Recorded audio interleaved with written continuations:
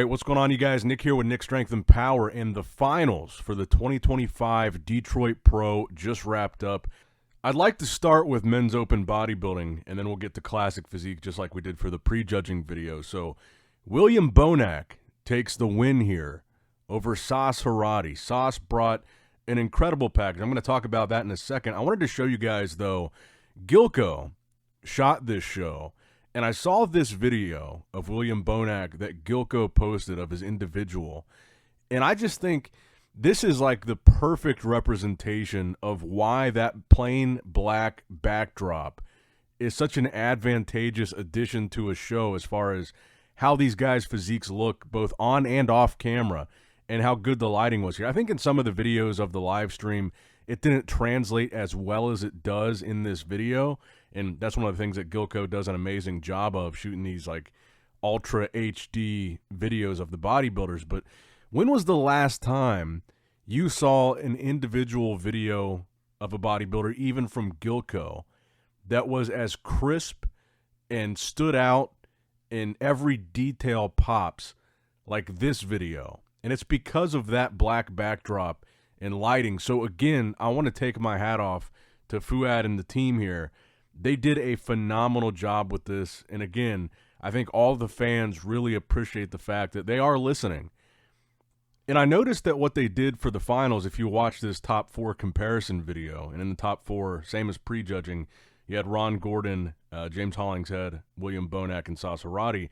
But I noticed this is a really smart way of doing it. And I don't know why more shows don't just do this, is they just put the sponsors as white overlays at the top of the screen.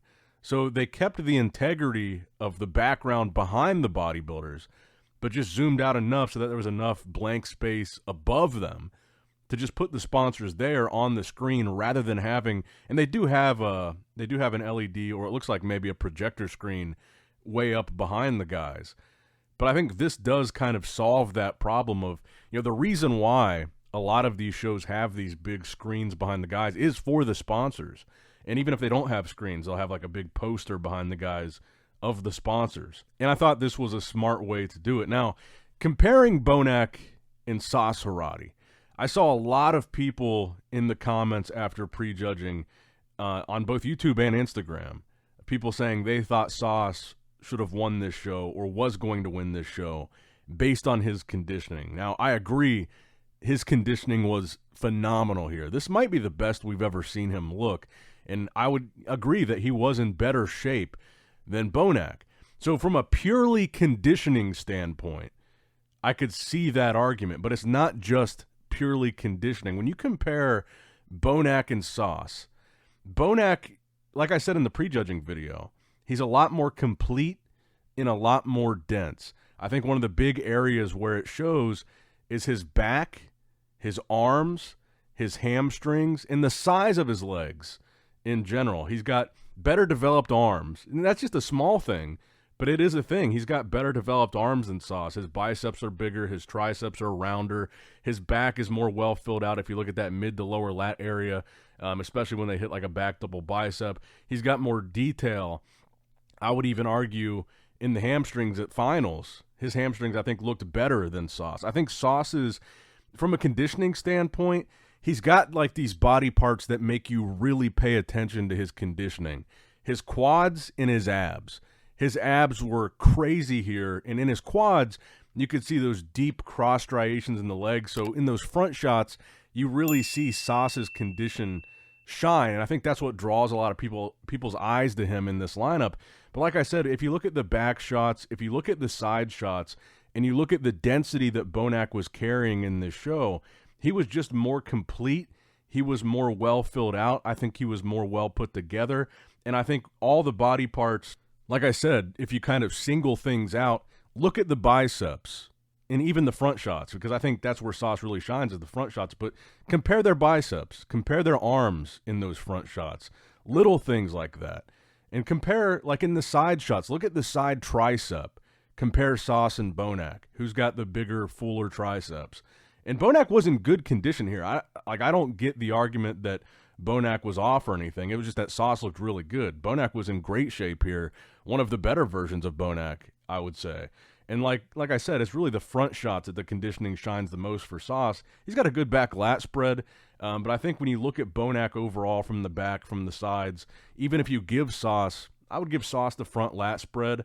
I would give Sauce, well, let's see, maybe the abs and thighs from the front. I would give him that pose.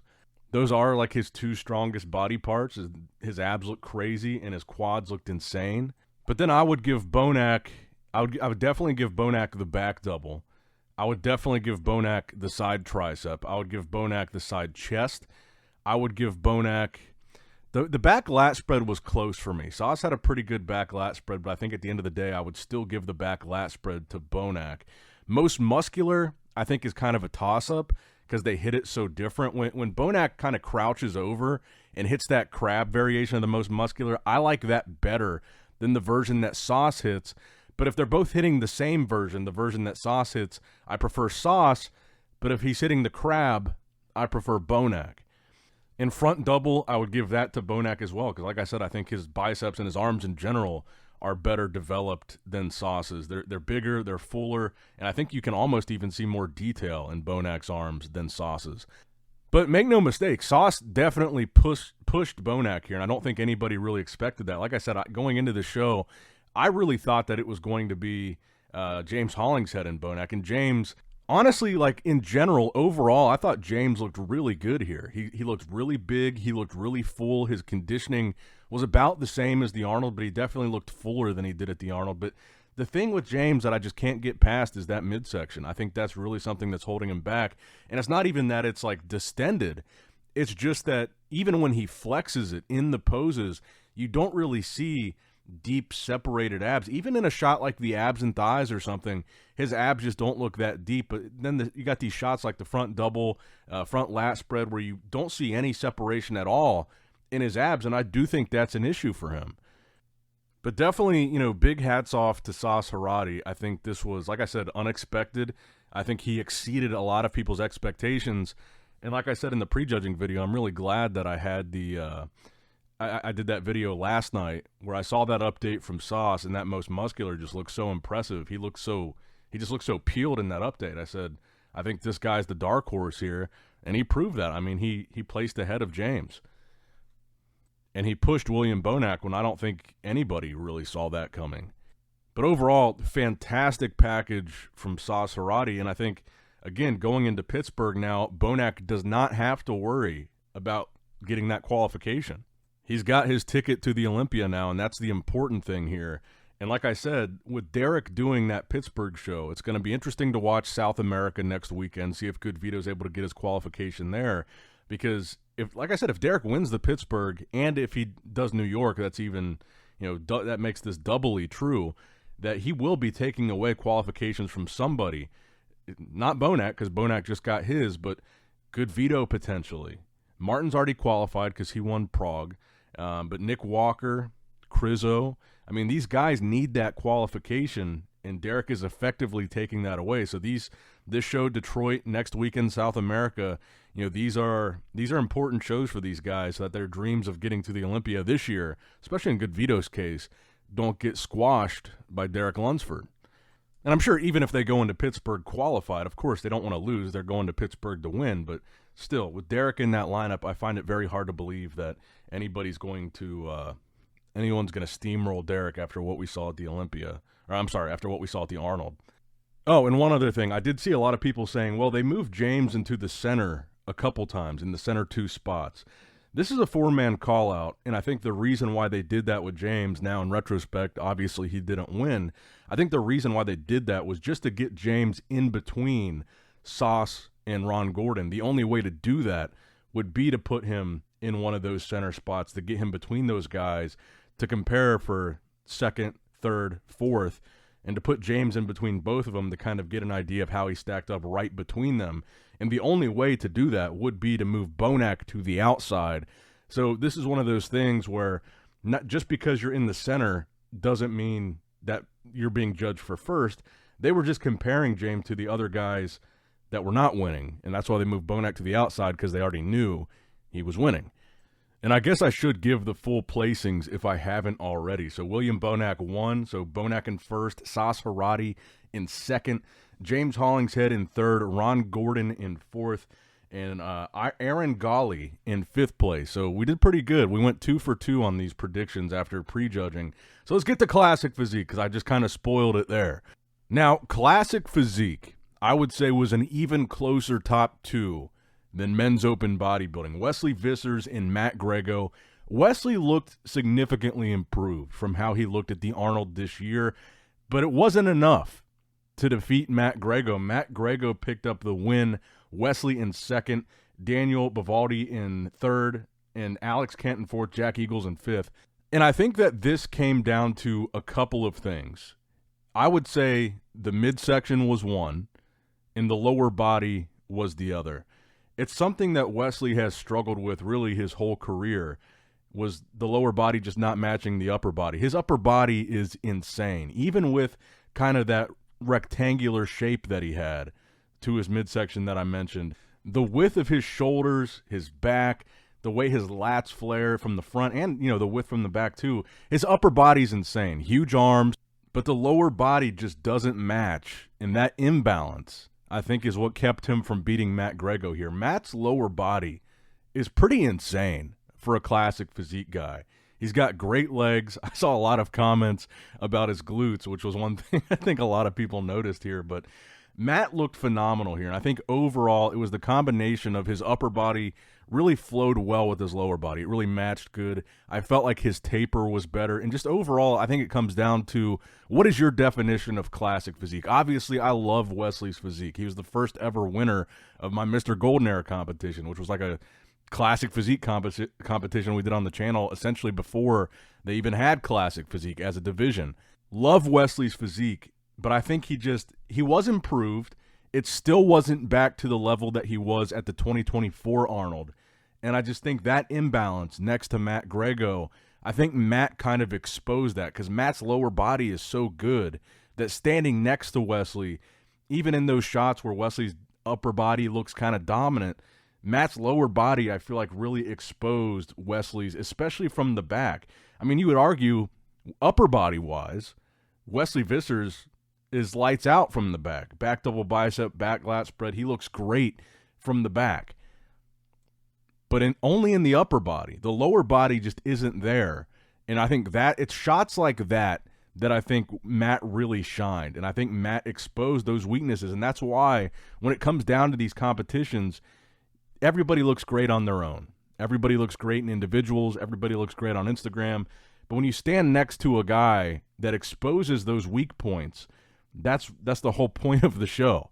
And I'm not going to lie, I was reading some of the comments after I made my prejudging video, and I saw way more people saying Wesley was going to win and way more people saying that Sauce was going to win open bodybuilding.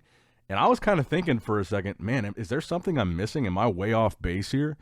And I wasn't feeling super confident going into the finals. Then when I watched the finals, I was like, yeah, Bonac's going to win. I watched the finals for Classic. I was like, yeah, Matt's got it. And I'm curious where Wesley goes from here. Is Wesley going to compete again to try to qualify for the Olympia this year? Because, again, he's still not qualified. And he did say, him and his coach, they said they were going to shut it down for the rest of the year after Detroit. And I guess he didn't specify whether he won or lost. So I don't know if we're going to see Wesley again on stage in 2025. But I can't say enough positive things about this show. Again, hats off to Fouad and the crew. This was phenomenal because the video's not over here just talking about the results, because Fouad gave us 2 really big bonuses after the results, which was awesome. So the first thing they did that was absolutely awesome, and I think they should do this at every show. This was a great idea. I love this. The winner of Classic Physique posing down in actual poses against the winner of Men's Open Bodybuilding for a fan's choice decision, who is, I believe they called it the King of Detroit title. So it wasn't officially judged by the judges. It was sanctioned by the IFBB in the sense that they approved it, but the fans voted on the winner, and Bonac ended up winning that. But just getting to see 2 very different physiques, very different champions, very different winners of the same show but different categories, They should do this everywhere. This was a phenomenal idea. Like I said, Bonac ended up winning. But think about this at the Olympia. If we would have got to see Chris Bumstead pose down with, Big Ramy, Chris Bumstead pose down with Derek, Hottie, Samson, right after winning the title. They should adopt this across the board. This is a great idea. They have a people's champ at the Olympia. They should make the people's champ between multiple divisions.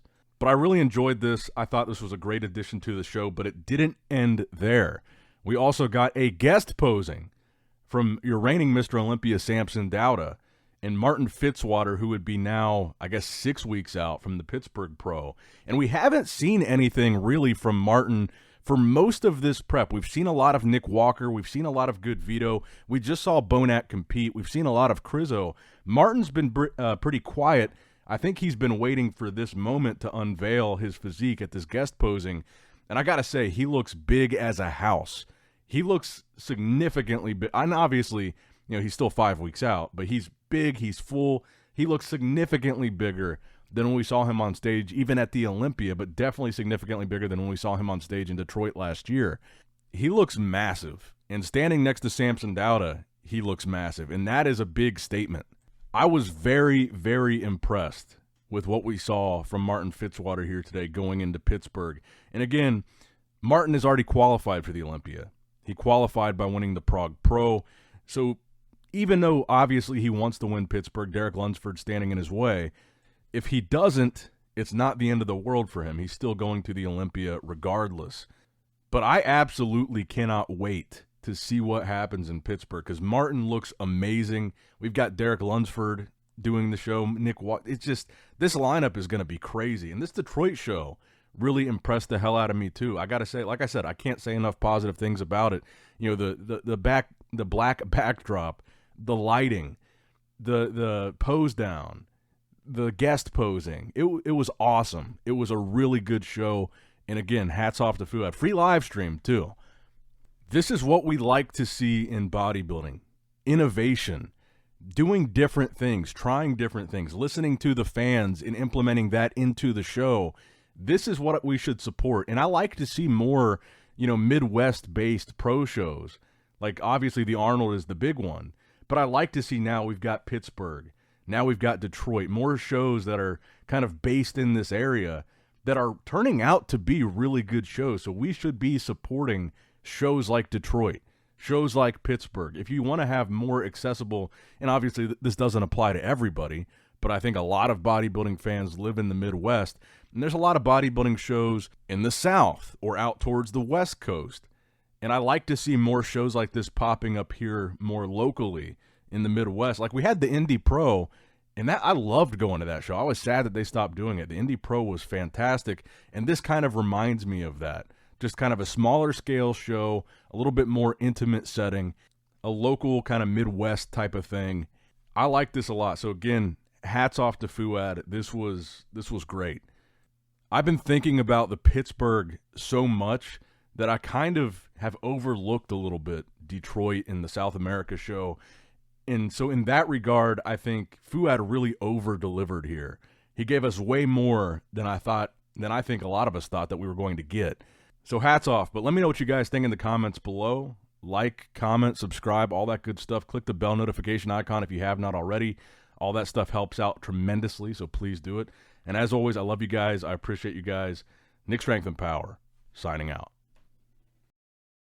All right, guys, don't forget to click that like button and subscribe to this channel if you enjoy the content. Also, check out my Instagram at Nick Strength Power. My Facebook page, which is simply Nick Strength and Power. My secondary YouTube channel, Nick Strength and Vlogs, for vlogs and bonus content that you will not see on this channel. And consider subscribing to my third YouTube channel, Nick Strength and Pokemon, which is all things Pokemon and trading card games, completely unrelated to this channel. So if you're into that, give that one a look.